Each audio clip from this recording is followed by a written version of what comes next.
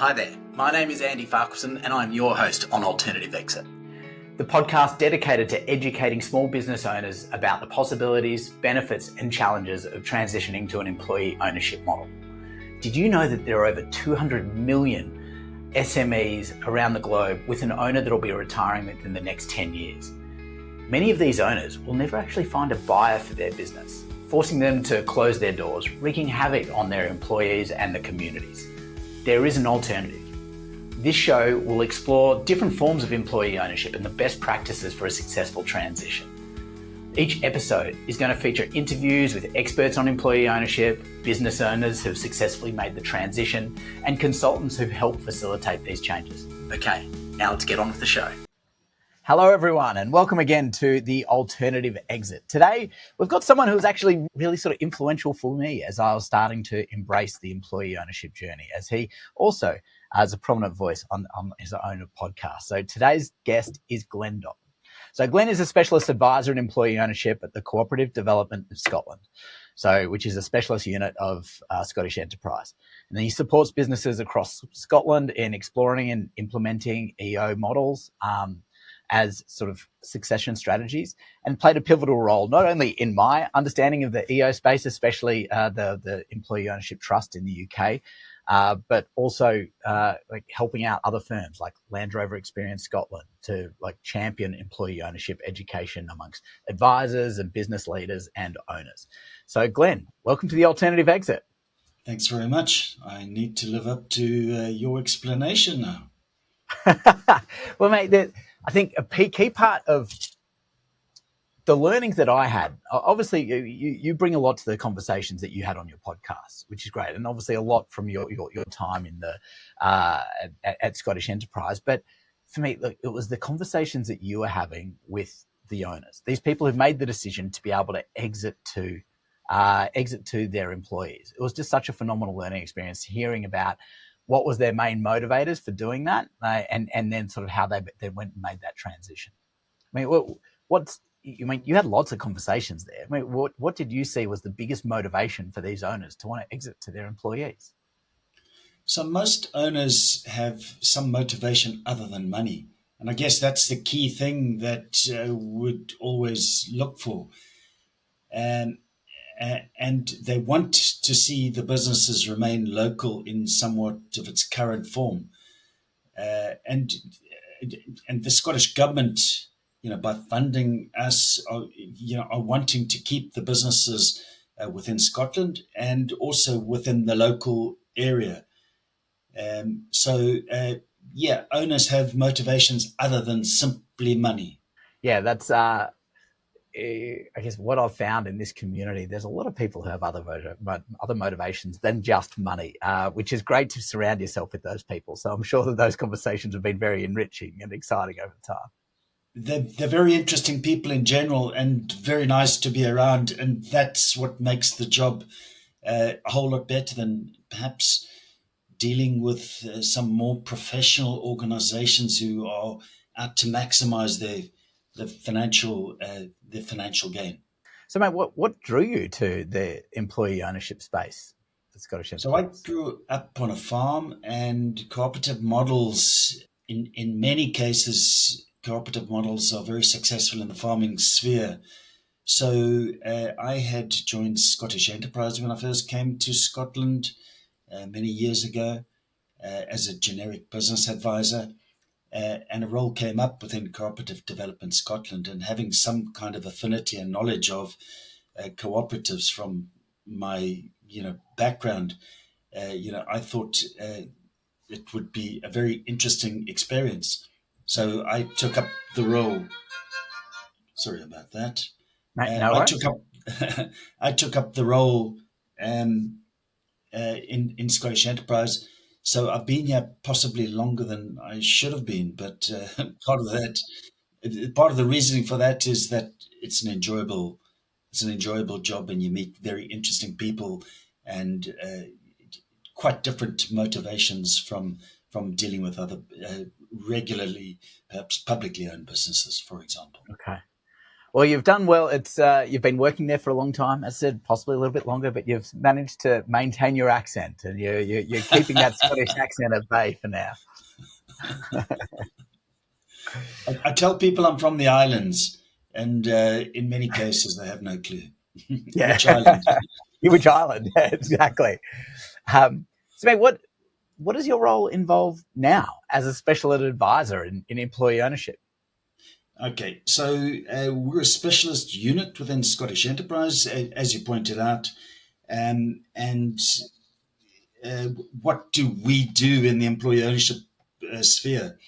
So there's four major elements. So there's practical support, me advising clients and then leveraging in support. Our business model is we buy in external support to undertake feasibility studies. Very often, these advisors will then go on to transition businesses to employee ownership. So there's that practical uh, element of the support. I have a stream of inquiries coming in from our website, from events that we organize for clients, events that we organize for professional advisors. So there are private sector advisors, bankers, lawyers, accountants, and then there are also public sector advisors. So my colleagues within Scottish Enterprise, who are in effect generic business advisors. There's a South of Scotland agency, again, account managers who are generic and deal with a broad range of businesses, and then also Highlands and Islands. So there's a number of inquiries coming in to us. So in terms of the market building, obviously these events form part of that market building. We have case studies, we have the podcasts, which you've referred to earlier, and all sorts of other bits and pieces. Uh, Knowledge, skills, and education is the third pillar, perhaps, of what we offer, and then also policy and strategy. So, we help the Scottish Government inform policy and develop strategy. So, those are the four main elements of what we do. But, on a day to day basis, my biggest objective is to manage a lead flow of clients and ideally take them through to employee ownership. Okay, mate, how has that changed with the growth and the awareness, the increasing awareness of the EOT in the UK? Because I mean, firms like the Entertainer, like, got a really sort of big, well-known retail brand across the UK. I mean, they're making transitions. 10 a week are making that transition. Does that make that job easier? So definitely awareness has increased dramatically, and I would say dramatically as per the last 4 or 5 years. Um, but when I started the role, there was something like 15 employee-owned businesses headquartered in Scotland. So we're now probably north of 340 operating in Scotland, and in excess of 60% of those are Scottish headquartered. Uh, so, the Nuttall review in 2014, helped drive the uptake of the model. But honestly, before the Nuttall review, really it was like pushing, water uphill, and business owners were really not that interested in this strange concept of selling to the employees. Prior to 2014, we didn't have the EOT in existence, so there weren't the tax benefits. The tax benefits, partly as a result of the Nuttall review, are what particularly garnered the attention of the advisors, who then spoke about the benefits to the owners that they deal with on a daily basis.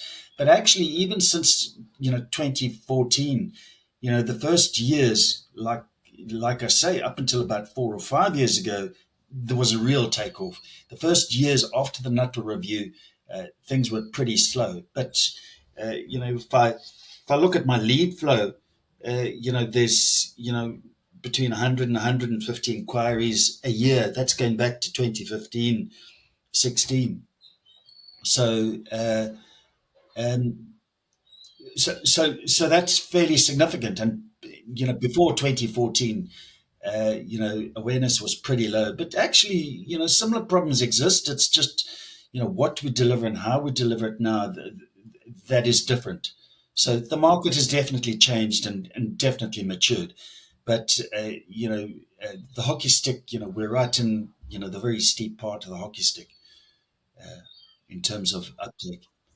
Yeah, it's super exciting times. I mean, and look, calling out that I mean, the tax benefit was a huge sort of boost to sort of create that awareness. And for those listeners who aren't aware, like in the UK, the EOT provides people who sell their business a 100% discount on their capital gains for that transaction. That's correct. And at the moment, as of this year, the regular rate would have gone up to 14% from 10% last year, and is forecast to rise by another 4% next year. So, in actual fact, the uptake um, of the EOT is going to accelerate, if anything, in the short Okay. term. There are also changes to inheritance tax that will potentially drive uptake of the EOT model going forward. Okay, so it's not. Yeah, here's me. Initially, I was thinking this was made. A lot of the drive was due to awareness and the demographic shifts of happening of a lot more people coming into retirement, owners coming into retirement. But it's also like an increase in the capital gains tax is also having an impact on that. Oh, definitely. Owners who are exiting, by far the majority of clients, are SME owners. And in many cases, they put all of their savings into the business. Some of them don't have adequate retirement planning. So, in actual fact, if they can realize more or realize a similar outcome to what they would in a trade sale or any other, then there are significant benefits to selling to the employees. So, and the concept is, almost universally, a favourable one for an owner of a business. So, as well as the feel good factor and you know maintaining and developing, helping develop the local community, they are going to benefit from a tax perspective as well. Yeah. Well, one of the there's well, it's one of the challenges with a lot of EO models. Like even sort of the OT is how these deals are financed, which still can scare some owners off. I mean, could you just share how the majority of the deals that sort of you've come across are financed? So, the majority of deals, by far the majority, is an owner taking out any excess cash on the data signature, and then the balance being paid out from future profits of the business. There are exceptions to this, but not too many exceptions. Bank lending is quite rare. Banks don't like money out deals.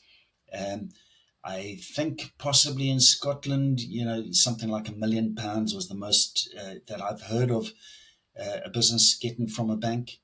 But uh, ultimately, owners, want to maximize the cash they receive from a deal and minimize the impact on the business.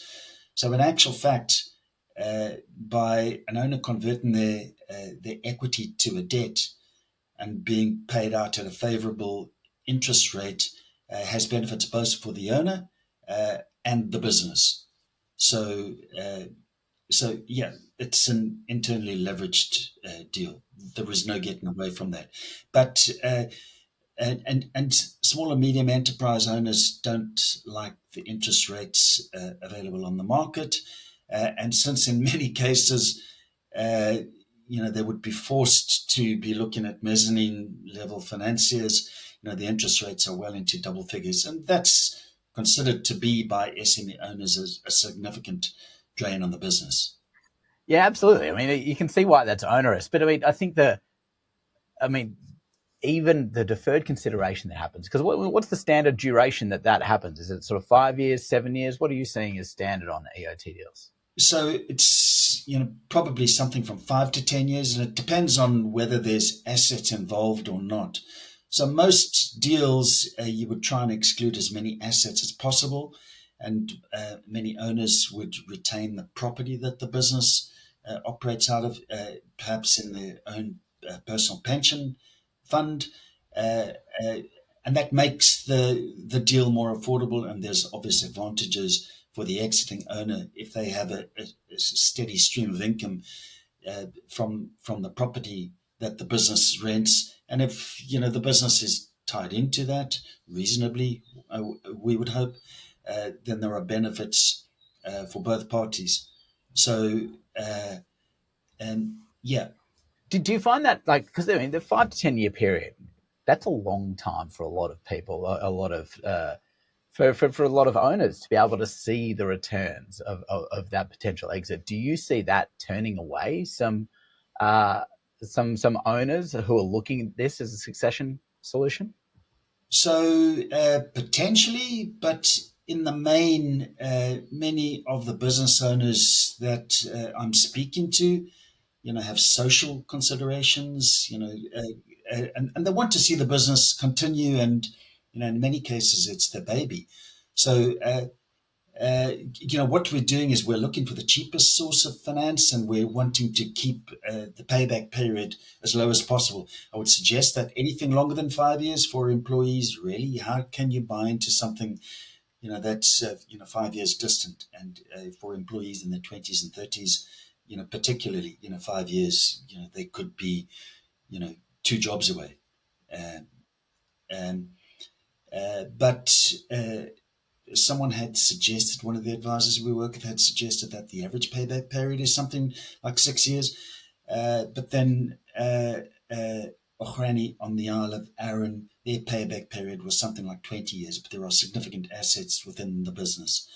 And they were prepared for the downsides of that, as well as the potential upsides. So I would suggest that that's at the extreme end of a deal. But the fact is Ohani is very much tied into the local community. Okay. Well, it'd be great if you could talk through, I mean, what you see as some of the downsides and what are some of the mitigations that people use to address that. So, in terms of financing a deal, like I say, we're looking at the cheapest source of finance. And very often owners are prepared to wait because, in many cases, the owners aren't quite ready to retire fully. So, for them to remain associated with a company in perhaps an advisory capacity, in some cases in an executive capacity, they're quite happy to do that. So it actually suits both parties. Um, and, we do, perhaps invoice discounting or some other form of financing is possible in the deal. Inevitably there are owners who would want more money out upfront. Um, and in those cases, if we could get in some external financing, that often might swing the deal. As we're seeing, lately there are more and more bigger and bigger firms. And I think many of those kind of deals might be swung more by, a bigger upfront payment. So, if there were financiers out there that were prepared to enter into the market, that might influence the number of deals being done, the speed at which they're done. Yeah. And when we've spoken to other people who've been in the EOT, they talk about Freedom Day for these companies, and that's sort of where they've paid down their debt. And presumably, because once they've paid down their debt to the retiring owner, they've then got more capital available for distributions. So say with that example that you gave, when they've got a 20-year term on that, like, is the downside for the employees that they just don't get returns in that time frame, or they don't sort of get any distributions? Sorry. So I guess psychologically, if you're not getting any kind of a financial benefit, then even a 5-year period, for many employees seems almost unachievable. Uh, so most deals are done where there is some kind of a bonus paid even in the first year. Uh, uh, even as a token. Um, so, yeah, what you want is you want employees bought into the idea that they own this business, albeit indirectly in most cases. So, yeah, you want the ownership to feel real. And it is quite difficult if that equation, the longer the equation gets, you know, there might be people closer to retirement, and certainly businesses, that we've dealt with a long time ago, there might be quite a number of people approaching retirement, and they want bread today, not in 5 years time. In 5 years time they're retired. That's going to be of no benefit to them. So it's a delicate balance, of motivation. They want to see some return today. uh, quite a difficult line to tread. Yeah, absolutely.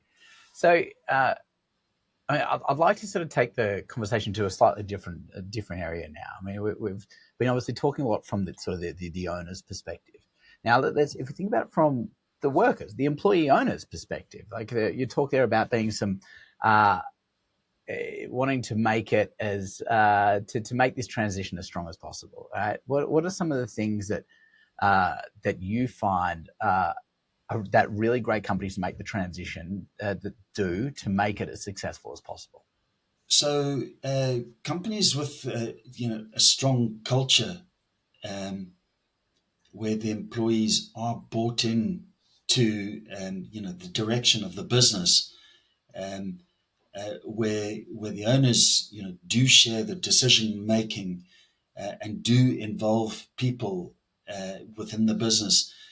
Uh, a highly autocratic company, for example, would not be a good candidate for employee ownership.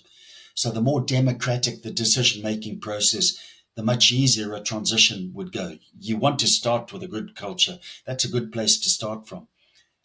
And many of the owners that we deal with, do start from a much more democratic decision-making process standpoint, and that really does make a transition a whole lot easier. Yeah, it's funny how that aligns with the more socially minded sort of ethical owner who's willing to defer their consideration over sort of 5 to 10 years, cares enough about their employees, probably also isn't in an autocratic leadership style. I mean, they're probably Yes, seeking, precisely. yeah, So, they sort of lead. one of the issues that we sometimes come across, if there's no natural successor to the owner, and I would always suggest that an autocratic leader doesn't really want to develop internally. So they might isolate themselves and actually prevent one of their methods of exit. And particularly in smaller businesses, you don't have this mindset of developing your staff, but you're painting yourself into a corner when it comes to exit. Uh, and if you have a business with any unique selling point, those kind of businesses would always be valuable on the open market. But many of the businesses we deal with, whether we like it or not, are standard vanilla type businesses with no massive USP. And an exit by selling to the employees, to me, is a very logical exit methodology. But you do need to develop, uh, the leaders within the business, and you need to have backup for the owner. When the owner does start stepping aside, they need someone who can, undertake, the jobs that they do, and particularly strategically. You need to have the strategic outlook, and that ownership mindset, in order to take over successfully from the owner. But having said that, many of the owners are founders that I deal with, and they have a very specific mindset, and in many cases they don't actually have the skill set to take the business from a small to a medium, or a medium to a large. So it's a completely different skill set. Entrepreneurs are they have a startup mentality, and very often they're putting their house and their assets on the line. And that's quite a different mindset from a middle manager who, takes over the leadership reins. And they need, a, a, a much different kind of management philosophy to that of a founder. And in actual fact, often these professional managers, as I would term them, are better leaders in growing the business. And some owners would actually admit that, but not many, but there are a number that I've seen um, who fit this mold.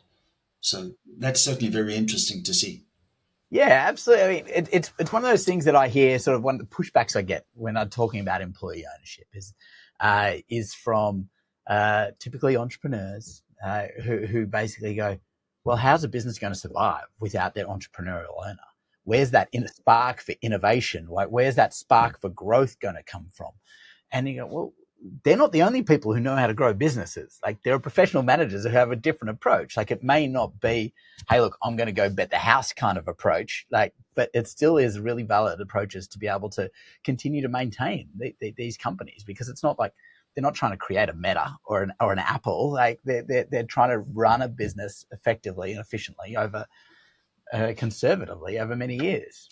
Yeah, so Kemco International is one of, I would suggest, perhaps the most successful business and the most satisfying from my perspective. So Kemco was set up by Manny, who was uh, an immigrant from Iran who came to Scotland in his early 20s. And he set up this business, and he was a fantastic chemical engineer, and their products are every bit as good and possibly a whole lot better than major multinational companies making similar products. Um, and Manny realized that he had at some point to hand over the reins to new owners. And he came along to one of our events a number of years back. And anyhow, we funded a feasibility study for him. And at a similar time, uh, Colin Wade had sent his CV to my director at the time, looking for a position in an employee owned business for such a position. And Colin was a very experienced uh, executive who had helped, grow businesses, into the millions. Um, and so I put the two together, and Colin ended up taking on a managerial role within the business after their transition. And very soon after Colin joined, Manny left the business in Colin's very capable hands, and the business has gone from strength to strength. Manny was very good in an in, in an engineering capacity, but Colin was very skilled at growing the business, and they have expanded tremendously. So that to me is the best of both worlds, but not very common, unfortunately. Homegrown managers are always best, but there's not always there's not always the right leadership succession within the business. Yeah. But I think that's not just true for EO businesses, but for all businesses. Absolutely. I think that's it's sort of something a lot of people aspire to, is that homegrown talent succession plan. But yeah, it's sometimes also, as we saw for that fantastic example, having someone outside in can also lead to some great results too. Yes, but you talked about the entrepreneurial spirit within the business. The entrepreneurialism. You must have that orientation within the business. And Martin Stuckey, in a report that he wrote a couple of years ago, talks about entrepreneurial orientation. And this needs to be happening within an employer-owned business. at all levels. Okay. And the key elements of success in a business for an employee-owned business are not that much different from a business owned by any other means. Uh, we need to understand that they're not dramatically different, but the way you manage might be different. Yeah, it was something in one of the earlier podcasts with John Shell. He talked about how like employee owned but companies don't have like they're not the only ones with a lock on sort of creating a great ownership culture. That can be built under great ownership, but I think it's sort of it's not just a culture; it's actually an ownership model, and so they actually get to share the returns with the ownership. So yeah, that's the exciting part. Yes, and I think the success is, you want to motivate the employees to provide that turbocharging effect, which gives you the extra 20% or whatever it might be. And the American research is probably best in quantifying this extra bit that the employee ownership adds to the business. But certainly, you want employees incentivized, and you want them in their daily work to understand how they can add value to the business and improve the productivity performance of the business, and ultimately, their own bonuses, however those might be paid out. Also, I think this is something that I don't think we talk enough about in the EO space, but like the things that you talked about there about obviously having more involvement, improving company performance, and then also getting the outcomes for that. But also, what comes with that is a greater sense of purpose and contribution, which leads to a much more positive work environment because people are actually able to like it leads to sort of strong and better positive work environment, better mental health for people because they're contributing, they're building, they've got that sort of ownership culture themselves. And I've been around Kemco International, and it truly is good to see how Colin has motivated his staff and developed them. And they genuinely love to see and show visitors what they've done. And I saw the business before it transitioned to employee ownership, and I've seen it relatively recently, and honestly it's like night and day. And the fact that Colin has developed some of those staff, and Colin is probably looking at his own exit options going forward, and not that he's a sole owner, but still he's trying to create his own legacy. So that's great to see. Yeah, fantastic. um, you talked at the start of that Kimco journey that obviously a big part of that was the ability for Scottish enterprises to be able to go doing that feasibility study to that sort of launch that journey. Now, you right at the start of the podcast, you talked about the Scottish government like were wanting to keep companies local, right? Not just within Scotland, also within local communities. Um, has that been bearing out for Scotland? Has these 350 companies that you've got, like, have they been? Is that sort of in line with what the Scottish government was trying to achieve? So yes, it definitely is. Quantifying those numbers is very difficult because you actually need to compare apples with apples, and we've tried this. I hesitate to say unsuccessfully. And it's a very complicated equation. How do we prove that uh, this business that became employee owned is performing better than one which didn't become employee owned and is perhaps privately owned, or owned by external investors. Uh, but uh, you know, it certainly our uptake of employee ownership was quicker than other regions of the UK.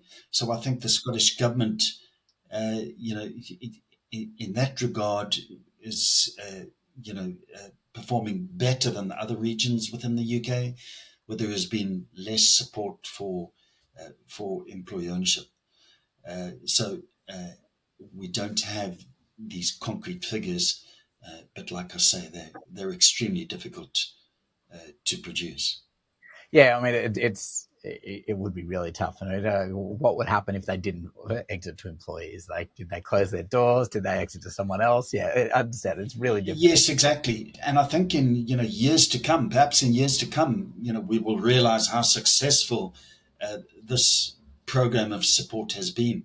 You know, uh, so it really is long term, and we're probably talking decades rather than years.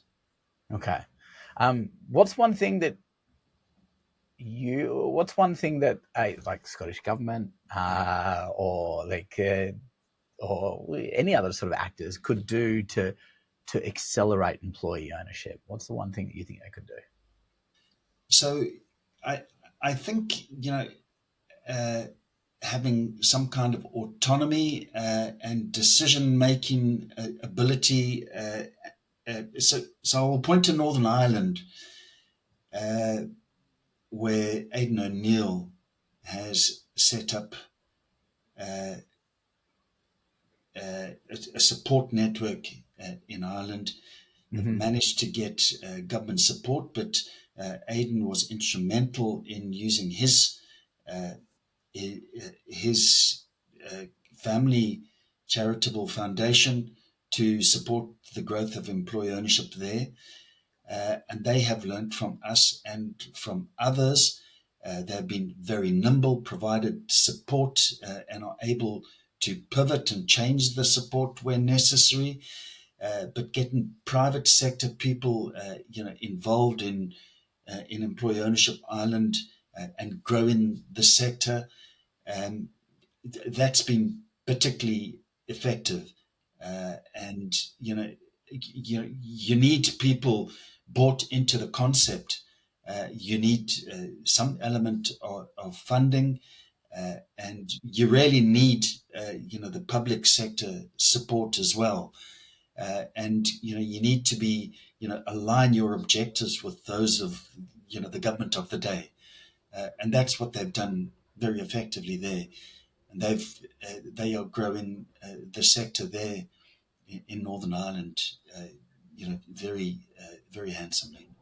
Yeah, it's great to like so. It's great to see like what like the grassroots, like talk about sort of owner led growth of Yes, exactly. employee ownership rather than sort of top down government led. Yeah, you can Yes, see why that. and I think it's always going to be much more effective. And I think that's that in Northern Ireland, it particularly demonstrates that we really need, the grassroots support. But without Aidan, and Aidan really deserves an Oscar uh, for employee ownership in the UK.